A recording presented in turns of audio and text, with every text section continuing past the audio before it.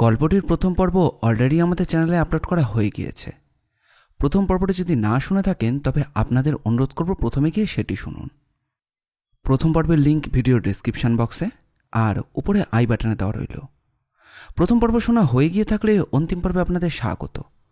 নমস্কার, আমরা thrill studio. তাহলে আর বেশি দেরি না করে চলুন শুরু করা যাক। হঠাৎ হুড়মুড়িয়ে বৃষ্টি শুরু হয়ে গেল। বলা যায় এবছরের প্রথম পশলা। গাড়ির মধ্যে বসেই বোঝা যাচ্ছে যে পথচারীরা অনেকটা বৃষ্টি উপভোগ করছে।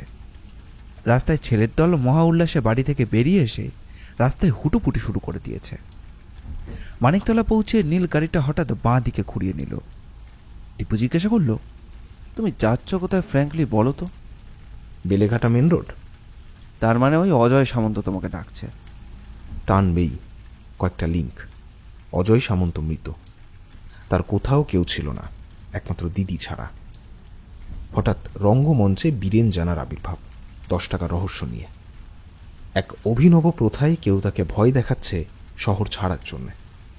বীরেনের কথাবার্তার মধ্যে অসঙ্গতি থাকার জন্যে আমরা বীরেনের বাড়িতে গেলাম। কেঁচো খুঁড়তে সাপ। বীরেনের স্ত্রী অজয়ের দিদি। এটা কি একটা অমূল্য যোগাযোগ নয়? বুঝলাম, বেশ চলো। বৃষ্টিটা বেড়েই চলেছে। অজয়ের হাউজিং এরিয়ার কাছে এসে নীল গাড়িটা থামালো। ওর মাথায় তখন অজয় আর বীরেনের পোকাটা কুটকুট করে কামড়ে চলেছে। বরাবরই ওর মনে হচ্ছিল যে বীরেন লোকটা স্ত্রীর বক্তব্য অনুযায়ী বীরেন ঘুণাক্ষরও সিনেমা দেখতে চায় না। তাহলে কেন বলল যে প্রতি রবিবার ও স্ত্রীকে নিয়ে সিনেমায় যায়? বাড়ি গিয়েও তার দেখা পাওয়া গেল না। তাহলে লোকটা গেল কোথায়? নাটকের রিহার্সালে? আসছে কাল খবর নিলেই জানা যাবে যে অফিসে এখনো রিহার্সাল চলছে কিনা। তবে সাধারণত অফিস ক্লাবে রবিবার সন্ধ্যের সময় রিহার্সাল হয় না। হঠাৎ ওর ভাবনায় বাধা পড়ল। দীপু একবার জিজ্ঞাসা করল, তুমি কি এত রাতে অজয়ের ফ্ল্যাটে ঢুকতে চাও নাকি? হলে তো ভালোই হতো, কিন্তু উপায় কি? চাবি এখন লোকাল থানায়। তাহলে? অপরাধ বিজ্ঞানে একটা প্রবাদ খুব চালু আছে, অপরাধী ঘুরে ঘুরে অকুস্থানে আসার চেষ্টা করে। কেন করে তার সঠিক ব্যাখ্যা নানান রকমেরই, তবে এটা ঠিক তারা আসে। ইন ভাড়া করা খুনিরাই আসে। আসলে এটা বোধহয় একটা প্রবণতা। হতে পারে, তবে এই মুষলধারের বৃষ্টি মাথায় করে। কথা বলিস না, একটু ভালো করে সামনের দিকে তাকা। রেন ওয়াইপারটা তখন সবাইকে ওঠানামা করছে। তারই মধ্যে দীপু দেখল যে আবাসনের সামনে খানিকটা ঘেঁষো জমি, বাচ্চাদের খেলার জায়গা, বুড়োদের বৈকালিক বৈঠকখানা। সেই অবিশ্রান্ত বৃষ্টির মধ্যেই একমাথা ঝাঁকড়া গাছের পাশ থেকে এক মহিলা শরীর বেরিয়ে এলো। তার চলাফেরার মধ্যে একটু ইতস্তত ভাব। একসময় সে এগিয়ে যায়, মাথা উঁচু করে তাকিয়ে থাকে অজয়ের ফ্ল্যাটের দিকে। নীল জিজ্ঞাসা করল, কিছু দেখতে পাচ্ছিস? হ্যাঁ তাই তো। একটা মেয়ে ওপরের দিকে তাকিয়ে কি দেখছে? অজয়ের ফ্ল্যাটটা। কিন্তু কি মতলব? শহরে নাকি? চাইছেটা কি? কি চাইছে সেটা জানলে তো রহস্যটাই শেষ। আপাতত ও কি করে সেটাই দেখা যাক। নিরাপদ দূরত্বে গাড়িটা পার্ক করে নীল আর দীপু দুজনেই গাড়ি থেকে নেমে পড়ল। নেমেই দীপু বলল, প্রথম বৃষ্টিতে ভেজা, নির্ঘাত আজ কাঁপুনি দিয়ে জ্বর। কোনো কথা না বলে আমার পেছন পেছন চলে আয়।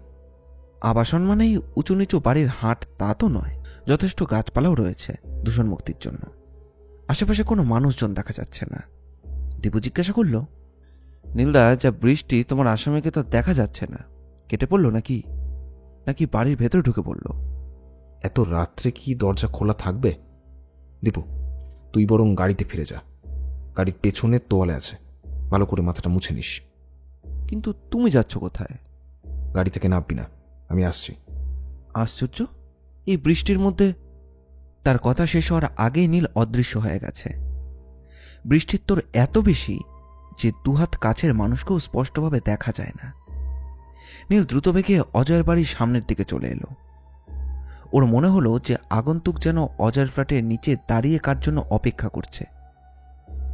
আরো একটু কাছে যেতেই ওদিকে আগন্তুক সম্ভবত টের পেয়ে গেছে যে কেউ এদিক দিয়ে এগিয়ে আসছে। আগন্তুকের মধ্যে যেন গতির সঞ্চার হলো। তড়িতে সে স্থান ত্যাগ করে দ্রুত এগিয়ে যায় সামনের দিকে। নীলও তার পিছনে। এখানকার বাড়িগুলো এক একটি ব্লকে বিভক্ত। প্রত্যেকটি ব্লকের প্রায় 20 ফুটের ব্যবধানে আরও একটি ব্লক। আবছা হলেও নীল বুঝতে পারল যে আগন্তুক দুটি ব্লকের মাঝখানে রাস্তা থেকে শরীর গলিয়ে দিয়েছে। হাত দিয়ে তাড়াতাড়ি চোখের জল পরিষ্কার করে নীল ছুটতে ছুটতে বাঁক নেওয়া জায়গাটার কাছে এসে দাঁড়ালো। চারপাশে আর সামনের দিকে তাকিয়ে দেখল যে সব সান্নাটা, আগন্তুক উধাও। এদিককার বাড়িগুলো সবকটারই দরজা জানলা সব বন্ধ। অযোধ্যারায় বৃষ্টি পড়ে চলেছে। অজয়দের ব্লকটি সম্পূর্ণ ছুটে গিয়েও কিন্তু কারো দেখা পেল না।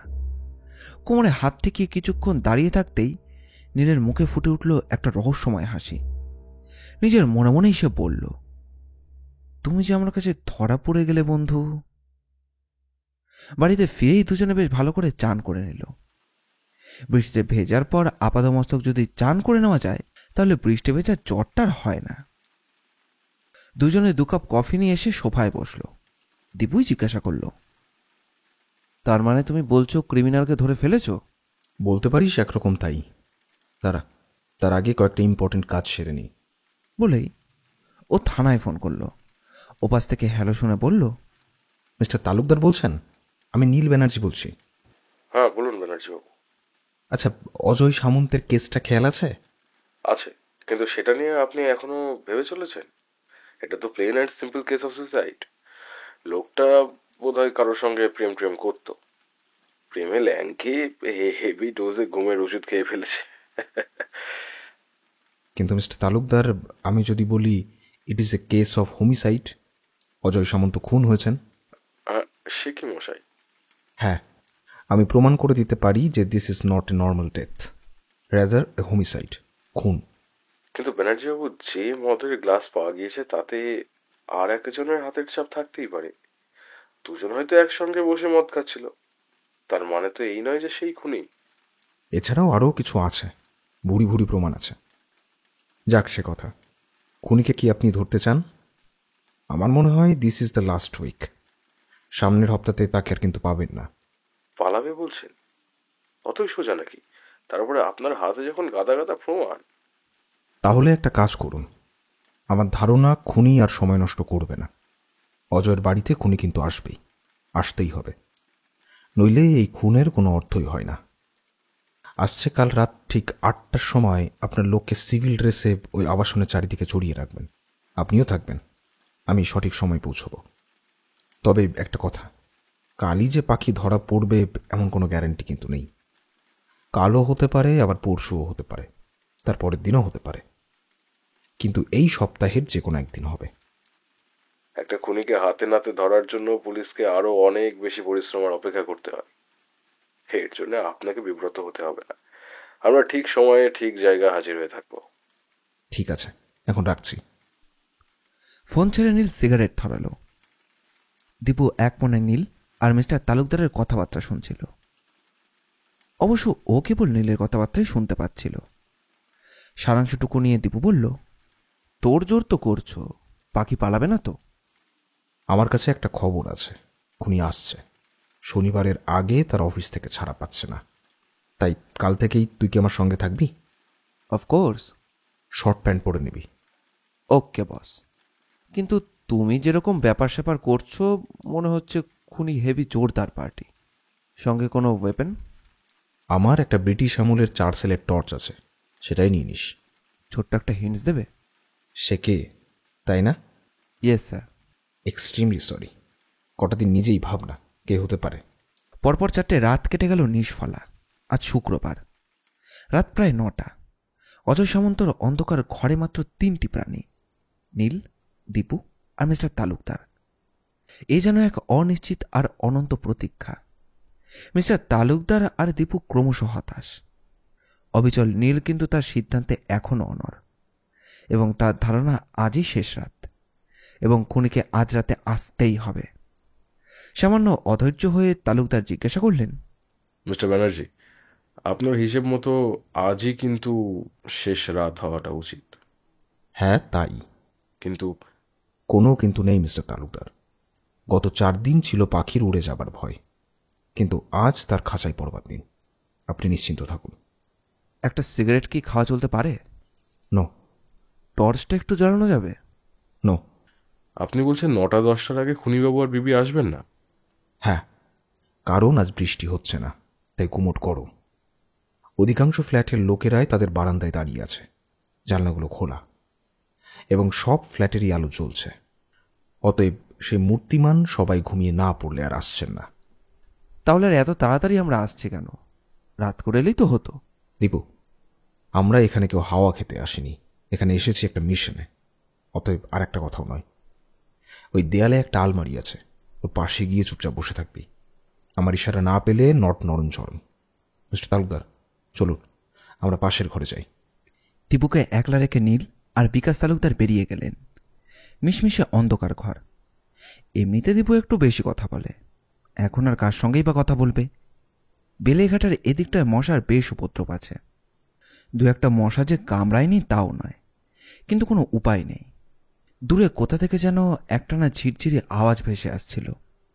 ঘড়ির টক টক করে এগিয়ে যাওয়ার শব্দ জানান দিচ্ছিল যে নৈশ শব্দ কতটা প্রকট। দরদর করে ঘামা ছাড়া দীপুর আর কোনো উপায় ছিল না। মাথার ওপর সিলিং ফ্যান। অসহায়ের মতো সেদিকে তাকানো ছাড়া আর কোনো উপায় নেই। বাইরে থেকে সামান্য কিছু আলো ঘরের মধ্যে এসে পড়েছে।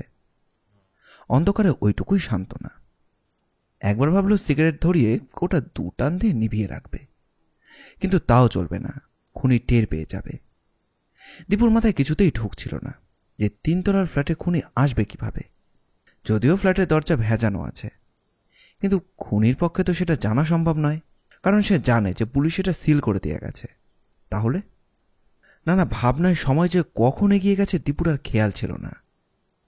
এমনকি সে জানেও না নীল বা বিকাশবাবু এখন কোথায়। পকেট থেকে লাইটারটা বের করে একবার মাত্র 1 সেকেন্ডের জন্য জ্বালালো। ঘড়িতে বাজছে রাত 1:10।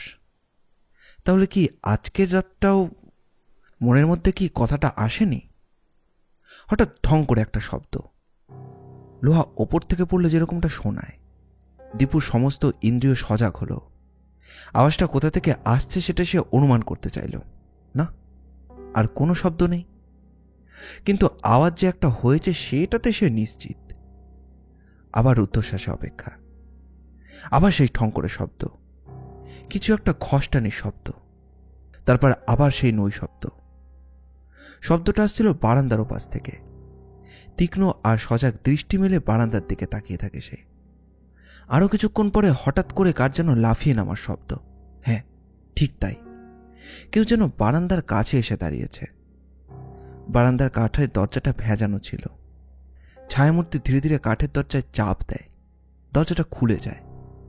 এতক্ষণে কর্পোরেশনের নিয়ন ল্যাম্পের আলোটা সরাসরি ঘরের মধ্যে এসে পড়েছে। স্পষ্টই দেখা যায় কালো কাপড় পরা এক মহিলা ঘরের মধ্যে প্রবেশ করেছে। তার হাতে ছিল সরু একটা টর্চ। খুট করে হালকা শব্দ করে টর্চ বাতিটা জ্বলে ওঠে। আলো ঘুরতে থাকে দেওয়ালে, খাটে, বিছানায়, মেঝেতে। একটা ছোট র্যাকে কিছু বই ছিল, সেটাও এক এক করে পরীক্ষা করতে থাকে। এগিয়ে যায় ড্রেসিং টেবিলের দিকে, ড্রয়ার টানে, আলো ফেলে আতিপাতি করে কিছু যেন একটা খুঁজে পেতে চাইছে। হতাশ হয়ে সামান্য সময় চুপ করে দাঁড়িয়ে থাকে। আর তারপরে তার টর্চের আলোর মুখ ঘুরে যায় আলমারির দিকে। দীপু সাহসী ছেলে, সে জানে প্রতিপক্ষ যদি তাকে দেখে ফেলে তাহলে কি করবে। টর্চটা বাগিয়ে রুদ্ধশ্বাসে সে আলমারির পাশে প্রতীক্ষা করতে থাকে। আগন্তুক কিন্তু এসে আলমারির হাতল খোঁড়ায়। হঠাৎ করে খটাং করে একটা শব্দ, তারপর পাল্লা খোলার আওয়াজ। টর্চের আলোয় এলোমেলো কিছু একটা খুঁজছে আলমারির মধ্যে। হঠাৎ দীপু শুনতে পায় নীলের বজ্র গম্ভীর কণ্ঠস্বর। মাথার উপরে হাত তুলুন, আপনার ভায়োলেট কালির রহস্য আমরা ধরে ফেলেছি। আগন্তুক চিৎকার করে ওঠে, কে কে আপনি? আমার নাম নীল ব্যানার্জি। আপনার 10 টাকার নোটের ধাপ্পাবাজিটা আমি ধরে ফেলেছি মিস্টার জানা। অজয় সামন্তকে হত্যা করার জন্য আমি আপনাকে অ্যারেস্ট করতে বাধ্য হচ্ছি। মিস্টার তালুকদার, প্লিজ আলোটা চালান। কিন্তু তার আগেই ঘরের মধ্যে প্রলয় নাচন শুরু হয়ে গেছে। চেয়ার টেবিল উল্টো পড়ায় কাচের টেবিল টপ নিমেষে খান খান। বীরেঞ্জানার গায়ের শক্তি নিঃসন্দেহে প্রবল। একটা কাঠের পুতুল আর বৈঠাসা শোকেস মাটিতে শুইয়ে দিয়ে বীরেঞ্জানা ছুটে গেল বারান্দার এক কোণে। আর এসব কিছু ঘটতে মাত্র সময় নিল 3 মিনিট। মিস্টার তালুকদার, আপনি বারান্দাটা কভার করুন, হুইসেলটা বাজিয়ে নিচের লোকগুলোকে সজাগ করে দিন। তারপর বীরেঞ্জানার উদ্দেশ্যে নীল বলল, বৃথা পালাবার চেষ্টা করবেন না মিস্টার বীরেন জানা। আমার কাছে একটা লোডেড রিভলভার আছে, কোনো মতেই আপনি পালাতে পারবেন না। বীরেন জানা ততক্ষণে চলে গেছেন বারান্দার একেবারে রেলিংয়ের কিনারায়। সেখান থেকেই সে চিৎকার করে বলে ওঠে, মিস্টার ব্যানার্জি, আপনি ভুল করছেন। আমি অজয়কে মারিনি। বিলিভ মি, আমি অজয়কে খুন করিনি। ইট ওয়াজ অ্যান অ্যাক্সিডেন্ট। আপনার যা কিছু বলার সব কোর্টেই বলবেন, কিন্তু পালাবার চেষ্টা করাটা কিন্তু খুব ছেলে মানুষের কাজ হয়ে যাবে। ইচ্ছে করলেই আমরা আপনাকে শট ডাউন করতে পারি, কিন্তু আপনি আমাদের কাছে ধরা দিন, প্রমাণ করুন যে আপনি খুন করেননি। নো, পুলিশকে আমি বিশ্বাস করি না। তারা নাকে হ্যাঁ বানাতে ওস্তাদ। দেন গুড নাইট। নিমেষের ব্যবধান। নীল বা মিস্টার তালুকদার কেউই কল্পনা করতে পারেনি যে 3 তলার ফ্ল্যাট থেকে কেউ নিচে লাফিয়ে পড়ে সুইসাইড করতে পারে। এক লাফে বারান্দার প্রান্তে এসে দেখল নিচে ম্যারাম জমির উপর মুখ থুবড়ে পড়ে আছে বীরেন জানা, মাথা চৌচির, রক্তে মাটি লাল হয়ে গেছে। টর্চের আলো ফেলে দীপু বলল, আমি উল্টো ভেবেছিলাম।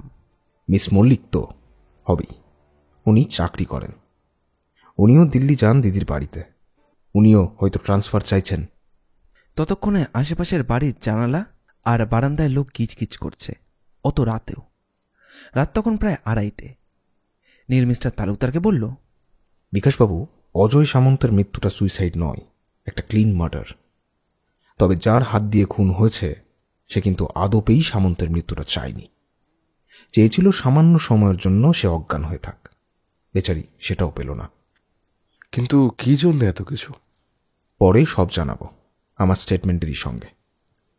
আশা করি আপনার সব প্রশ্নের জবাব পেয়ে যাবেন। তার উপর আপনাকে তো আবার কেস ফাইল করতে হবে। চিন্তা করবেন না, সব পয়েন্টে আপনি পেয়ে যাবেন। নীলের দীপু ফিরছিল।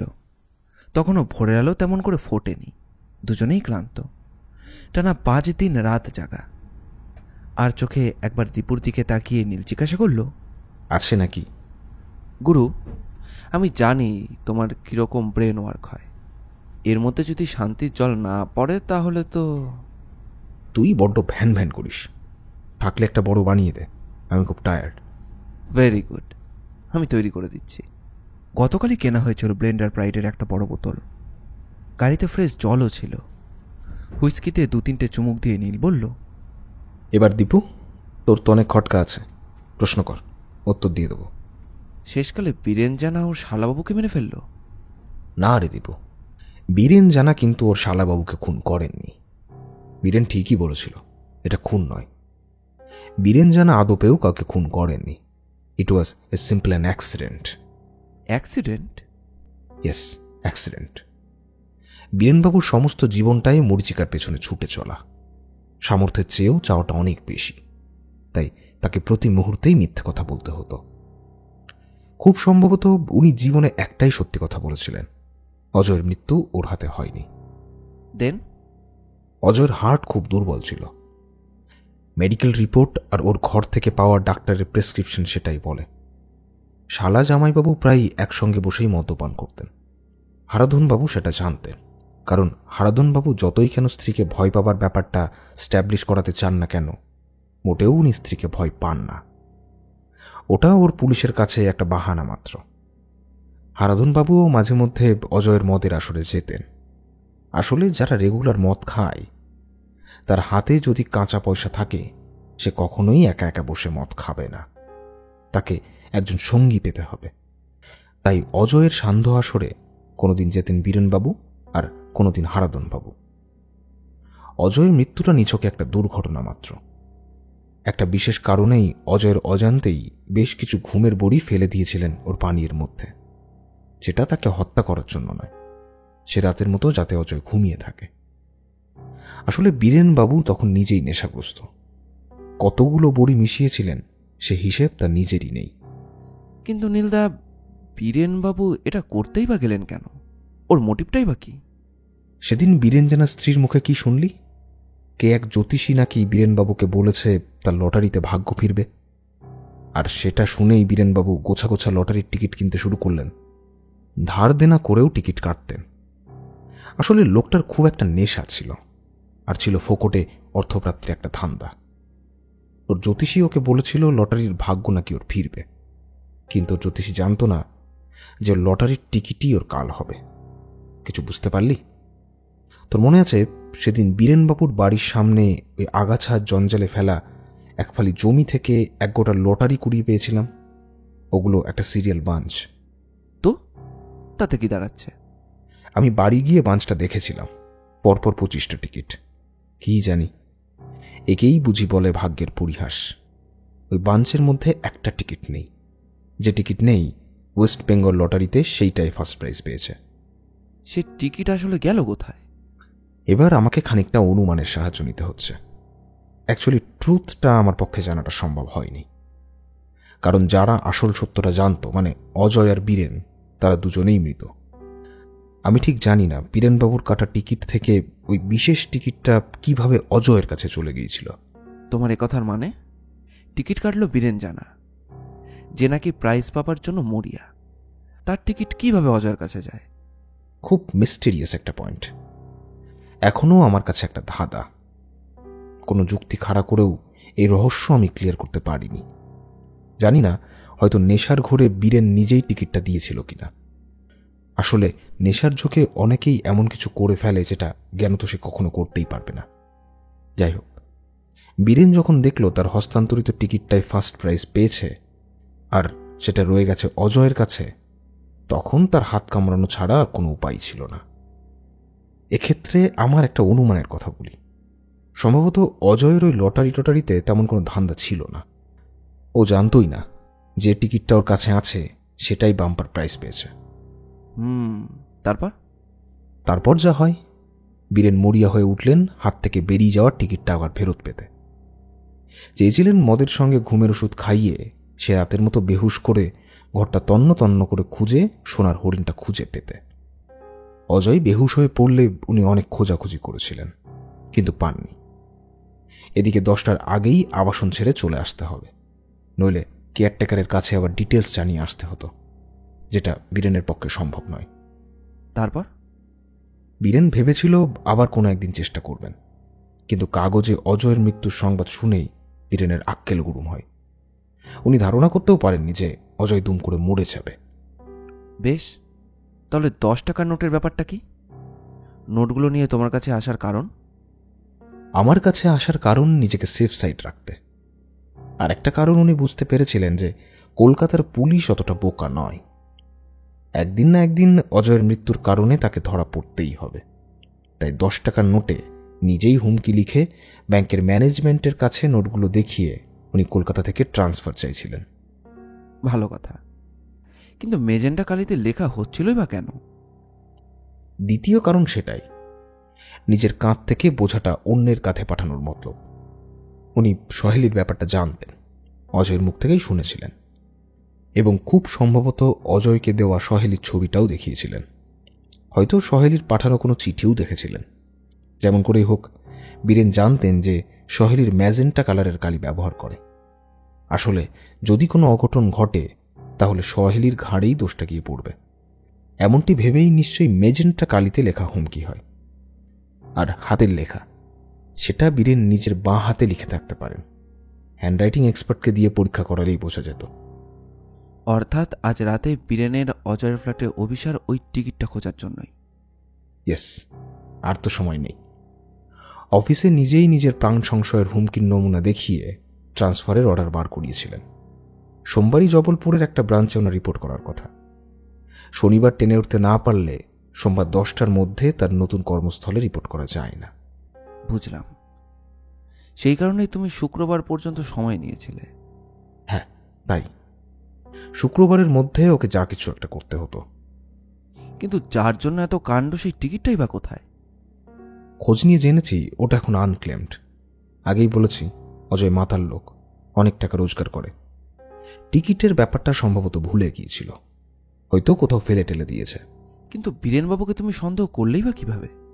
অজয়ের ঘরে পাওয়া মদের বোতলে যে আঙুলের ছাপটা ছিল, তার সঙ্গে আমার ঘরে বীরেনের রেখে যাওয়া গ্লাসের ফিঙ্গারপ্রিন্ট একই রয়েছে। বীরেনের হিসাব ভুল ছিল। মদের গ্লাসে তার হাতের ছাপ পাওয়া যাবে ভেবে গ্লাসের ফিঙ্গারপ্রিন্ট মুছে দিয়েছিল, কিন্তু মাতাল বীরেন একবার মনে করেনি তার ফিঙ্গারপ্রিন্ট অন্যত্রও পাওয়া যেতে পারে। কিন্তু ঘোমটা পড়া মহিলা? ওটা ভেক, শৈলীকে ফাঁসানোর চেষ্টা। কিন্তু নীলদা, তুমি এড়িয়ে গেছো। বীরেঞ্জানা তোমার কাছে গিয়েছিল কেন? হয়তো আমাকে খুব বোকা ভেবে নিয়েছিলেন। আসলে অতি চালাকের গলায় দড়ি পড়ে। এনিমোর? এখন মনে আসছে না, পরে জিজ্ঞাসা করব। এখন ফ্রি মাইন্ডে গাড়িটা চালাও তো। ফের কলিং বেল। এবার নীল উঠে গিয়ে দেখল যে নিচে দাঁড়িয়ে রয়েছে সহেলি। দীপু ছিল না, কি একটা কাজে বেরিয়েছিল। নিজেই গিয়ে দরজা খুলে সহেলিকে একবার বসালো ড্রয়িং রুমে। পাকাটা ফুল পয়েন্ট করে দিয়ে বলল, সব কথাই শুনবো, তার আগে বলুন কি নেবেন, গরম নাকি ঠান্ডা? প্রায় বিধ্বস্ত কণ্ঠে সহেলি বলল, থাকো সব, কিছু না হলেও চলবে। না, চলবে না। বাইরে যা ভ্যাপসা গরম, বোঝাই যাচ্ছে আপনি বাসে এসেছেন এবং ঘেমেছেন খুব, এবং অফিস ছুটির পরই এসেছেন। সব মিলিয়ে পান এবং ভোজন দুটোই দরকার। কিন্তু কোনো কিন্তুর ব্যাপার নেই। নীল নিজেই উঠে গেল। তারপর ফিরে এসে বলল, I am sorry miss Mallick, আপনি নিশ্চয়ই শুনেছেন অজয়বাবু অ্যাক্সিডেন্টালি মারা গেছেন, আর বীরেনবাবু লোকলজ্জার ভয়ে আত্মহত্যা করেছেন। আপনার বুদ্ধির তারিফ করছি। অন্ধকার সরিয়ে আপনি আসল সত্যটিকে আলোয় নিয়ে এসেছেন, কিন্তু কিন্তু কি লাভ হলো এতে মিস্টার ব্যানার্জি? আরও একটা লোক চলে গেল, আরও একটা সংসার এলোমেলো হয়ে গেল। যদিও জানি বীরেনবাবুর পাওনা অনেক টাকাই ওনার স্ত্রী পাবেন, কিন্তু লোকটা তো চলে গেলেন, আর খানিকটা কলঙ্কের বোঝা চাপিয়ে দিয়ে গেলেন। অজয়বাবু দিদির সঙ্গে কি দেখা করেছিলেন? হ্যাঁ, করেছিলাম। মানুষটা যেন কেমন একটা হয়ে গেছেন, একটু বোকা বোকা, একটু আনমনা। সেটাই তো হবে। আমরা যখন মিট করি তখন ওনার সংসারে বৃতৃষ্ণা, কিন্তু বীরেনবাবু চলে যাবার পর যে অসীম শূন্যতা, সেটা তো মুখর মানুষকেও নীরব করে দেয়। ট্র্যাজেডি কোথায় জানেন? সেই অভিশপ্ত লটারির টিকিটটা খুঁজে পাওয়া গেছে। কেমন করে, মানে কোথা থেকে? অজয় আর বীরেন্দার মৃত্যুর পর অজয়ের একমাত্র ওয়ারিশ হিসেবে ওর দিদি তো অজয়ের সবকিছুর মালিক। পুলিশের অনুমতি নিয়েই আমরা অজয়ের ঘরে গিয়েছিলাম। টিকিট খোঁজার কোনো উদ্দেশ্যই আমাদের ছিল না, কিন্তু হঠাৎই ওটা আমরা পেয়ে যাই। একান্ত অবহেলায় ওর ড্রয়ারে পাওয়া যায়। এ তো খুব সুখের সংবাদ। আপনারা কি ক্লেম ফর্ম ফিল আপ করেছেন? আমি ঠিক জানি না এসব ক্ষেত্রে কিভাবে কি করতে হয়। আপনি যদি দয়া করে অজয়ের দিদির হয়ে চেষ্টা করেন, আসলে ওদের এখন টাকার খুব দরকার।